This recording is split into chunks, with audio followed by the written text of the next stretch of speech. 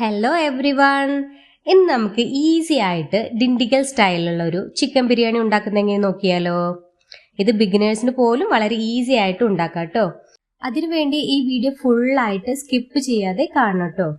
അപ്പോൾ എൻ്റെ ചാനൽ ആദ്യമായിട്ടാണ് കാണുന്നതെങ്കിൽ ഒന്ന് സബ്സ്ക്രൈബ് ചെയ്തിട്ട് സപ്പോർട്ട് ചെയ്യണേ. അപ്പോൾ നമുക്ക് ഈ ഒരു ബിരിയാണി ഉണ്ടാക്കാൻ വേണ്ടിയിട്ട് ആദ്യം തന്നെ വേണ്ടത് 1 കിലോൻ്റെ ജീരശാല റൈസാണ്.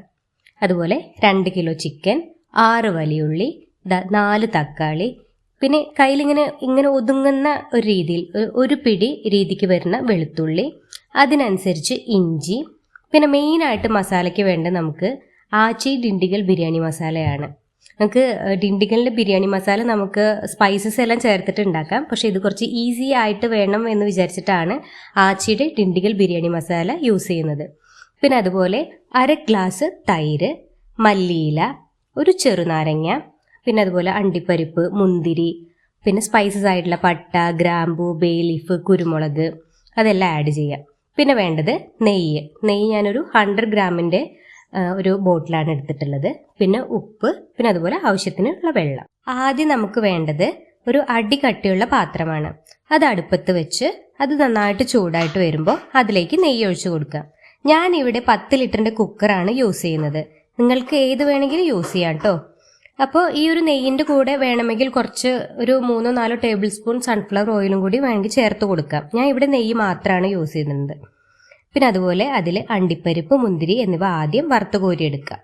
അതിനുശേഷം പട്ട, ഗ്രാമ്പൂ, ബേ ലീഫ് പോലുള്ള മസാല ഐറ്റംസ് ഇട്ട് കൊടുക്കുക.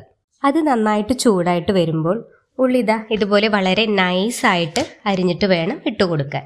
അതിൻ്റെ കൂടെ കുറച്ചുകൂടി ഉപ്പ് കൂടി ഇട്ട് കൊടുക്കാം. ഉള്ളി പെട്ടെന്ന് വഴണ്ടു വരാൻ വേണ്ടിയിട്ടാണ്. അതിനുശേഷം ഇഞ്ചി, വെളുത്തുള്ളി എന്നിവ പേസ്റ്റ് ആക്കിയിട്ട് നമുക്ക് ഇട്ട് കൊടുക്കാം. എരിവ് ഒത്തിരി ഇഷ്ടമുള്ള ആളുകളാണെങ്കിൽ ഇഞ്ചി, വെളുത്തുള്ളിയുടെ കൂടെ നമുക്ക് പച്ചമുളക് കൂടി അരച്ചിട്ട് വേണം ഇതിലേക്ക് ഇട്ട് കൊടുക്കാൻ. ഇത് നന്നായിട്ട് വഴണ്ടു വരുമ്പോൾ നമ്മൾക്ക് മെയിൻ ഐറ്റമായ നമ്മളുടെ ആച്ചിയുടെ 50 ഗ്രാമിൻ്റെ ഡിണ്ടിഗൽ ബിരിയാണി മസാല ഇട്ട് കൊടുത്ത് നന്നായിട്ട് വഴറ്റിയെടുക്കാം. അതിനുശേഷം തക്കാളിയും മല്ലിയിലയും ഇങ്ങനെ ചെറുതായിട്ട് അരിഞ്ഞിട്ട് അതും കൂടി ഇട്ട് കൊടുക്കാം. അത് നന്നായിട്ട് വഴണ്ടു വരുമ്പോൾ അതിൽ 1/2 ഗ്ലാസ് തൈരും ഒഴിച്ച് അത് നന്നായിട്ട് മിക്സ് ആവുമ്പോൾ കഴുകി വൃത്തിയാക്കി വെച്ചിട്ടുള്ള ചിക്കൻ കൂടി നമ്മൾ ആഡ് ചെയ്ത് കൊടുക്കണം. ഈ ചിക്കൻ ഒരു 1/4 വേവാകുമ്പോൾ നമ്മൾ ബിരിയാണിക്കുള്ള വെള്ളം ഒഴിച്ചു കൊടുക്കണം. 1 ഗ്ലാസ് ബിരിയാണി അരിക്ക് 2 ഗ്ലാസ് വെള്ളമാണ് കണക്ക്. പക്ഷേ ഇവിടെ ചിക്കനിൽ നിന്നുള്ള വെള്ളവും കൂടി ഉള്ളതിനാൽ 1 ഗ്ലാസ് വെള്ളം കുറച്ചാണ് ഞാൻ എടുത്തത്. അതായത് എനിക്ക് 5 ഗ്ലാസ് ബിരിയാണി റൈസ് ആണ് ഏകദേശം ഉള്ളത്. അപ്പോൾ 5 ഗ്ലാസ്സിന് 10 ഗ്ലാസ് വെള്ളം എടുക്കാതെ 9 ഗ്ലാസ് വെള്ളമാണ് ഞാൻ എടുത്തത്. അതുപോലെ പച്ചവെള്ളം ഡയറക്റ്റ് ഒഴിക്കരുത് കേട്ടോ.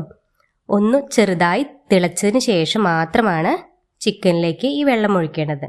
ഈ വെള്ളം ഒഴിച്ചതിന് ശേഷമാണ് നമ്മൾ ബിരിയാണിക്കുള്ള ഉപ്പ് കറക്റ്റാക്കേണ്ടത്.